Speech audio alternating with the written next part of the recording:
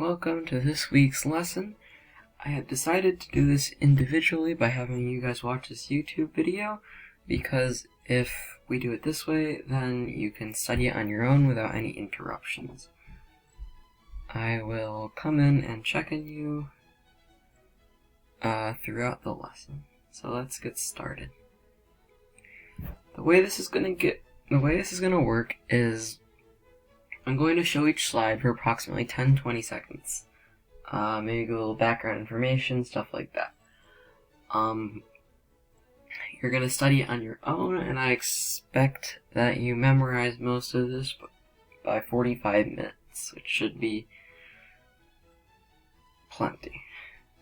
We'll then do a review quizzes, which will help to make sure and assess how much you actually remembered. Hopefully that's more than 50%. So, what you should know. You should know and memorize Queen's Indian theory up until move 6, unless it's a sideline. If it's a sideline, you only need to memorize a theory until move 5. You need to know the basic ideas and plans behind each of these lines and variations as well.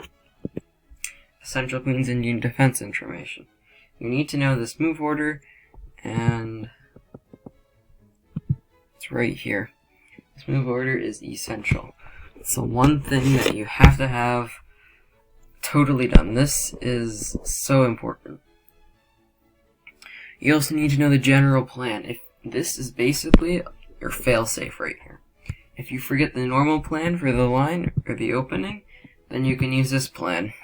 This plan works for almost all of these variations. So essential. That's stuff you need to know. Alright, the Petrosian. Basically, how this is all going to work is it's going to be in a tree format. So we know that these moves have to be played or it's not a Queen's Indian defense, no matter what these moves are played. But then white can deviate on move 4. Instead of playing like 4G3, they can play 4A3 instead. So these are the moves that would make it a Petrosian. Just make sure you got those down. If you're asked to recognize a position with one of these, then just know that it'll have a pawn on A3. This is the crucial bit in the Petrosian, that pawn on A3. Alright, now let's just take a few seconds here and look at this table. So you'll notice that if bishop g2 or queen c2, both the plans are the same, both the responses are the same. So these two are the same. Alrighty, let's just take a look at that a little longer, just leave that.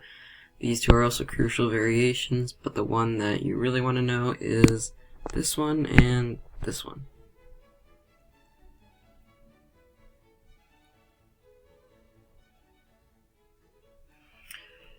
Pause the video if you need a few more seconds, which you probably will, and then we're going to move on to the Fianchetto Variation.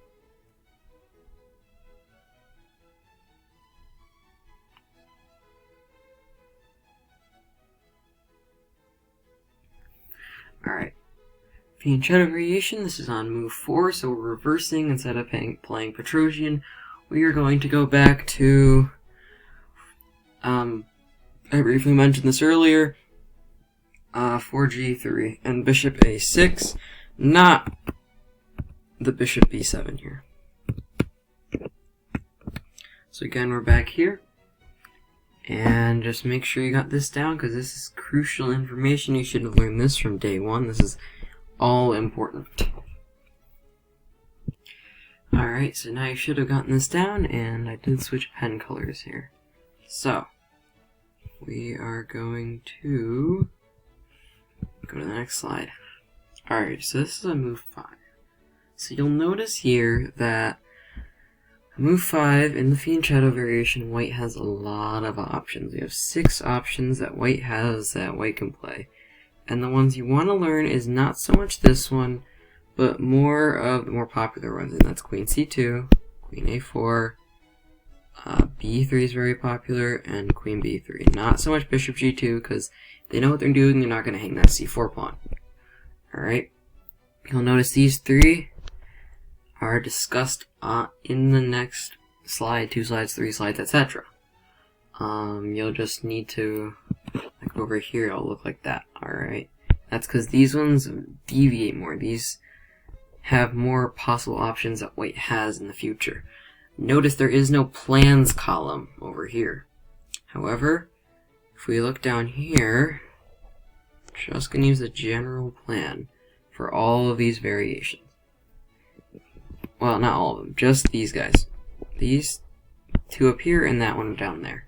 Those will be using the general plan, and that's the general plan discussed right here.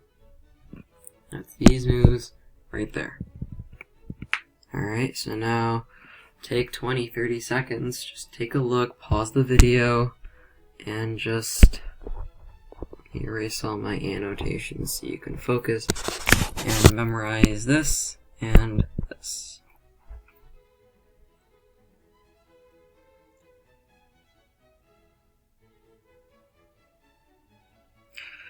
Excellent. So now we're going to go over here. As we noticed, 5 queen c2 discussed on the next slide. We're now going to look at 5 queen c2. So how this is going to work. After white plays 5 queen c2, there's only one way we can respond. However, once we play c5, just ignore this here, white can respond with many 6 different moves. And here's the thing.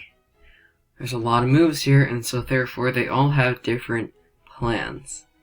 C takes d4 is only an option in this e4 line. E takes d5 is only an option of d5, because if d5 is in play, there's something to take on d5.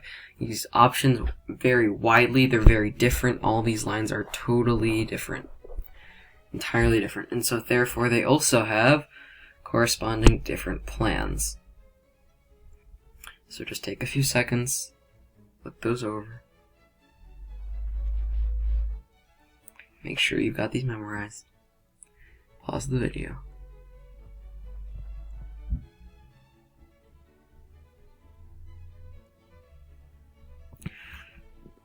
Alright, so we are now going to... go for b3. b3 is one of the most popular variations. So, yeah. Just doodling. Anyway, 5b3, most popular variation, almost. It's one that many high-ranking chess players will play. It's definitely one of the openings that you want to remember. So again, it's the same structure. The 5th move, only one way to respond, that's bishop b4. Ignore n/a, that means not administered or not available. Yeah. And you should remember this maneuver. Play it out on a board if you don't remember it. Just take a few seconds, memorize the plan.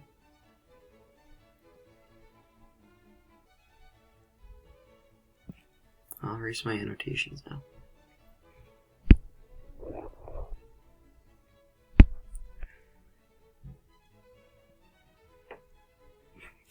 Keep in moment, you're pushing for a win. Keep in mind, you're pushing for a win in that line right there. This line right here, black is actually far better. You win the d4 pawn almost by force. It's hard not to win it.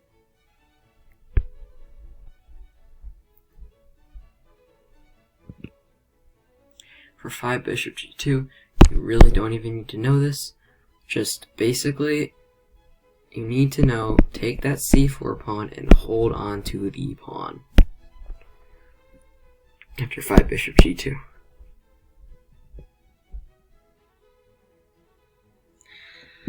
Finally, we have our sidelines here. These are just a few odder, I don't want to say odder, but they're not as frequently played. There's combined, there's only about 6,000 games in the database out of around 30,000 Queen's Indian games. So that's 30,000 and 6,000. So 6,000 out of 30,000. It's not very much. It's about a fifth. Alright, so these are not that important. The one that you do want to remember is a Spassky system. That's a very important one. This one not so much. This one definitely. So these two, most popular of these options. So just take a moment, look at the plans here. Look at the moves here. And that is it. Now I'm just going to go through the slides real quick. And we are going to just look at those. So just going through these real quick, just in case you didn't get them. We are just going to, I removed all my annotations, just look at these. I'm going to go through each of them for about 5 seconds.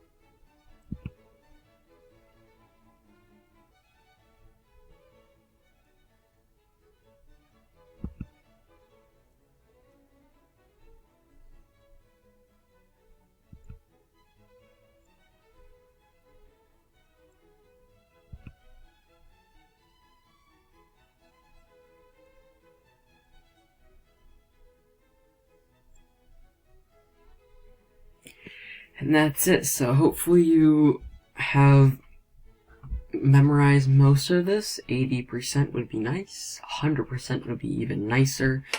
Just remember, you want to try to know this Queen's Indian theory. We spent almost over actually 2 months on this. So yeah. Good luck on the quizzes, guys.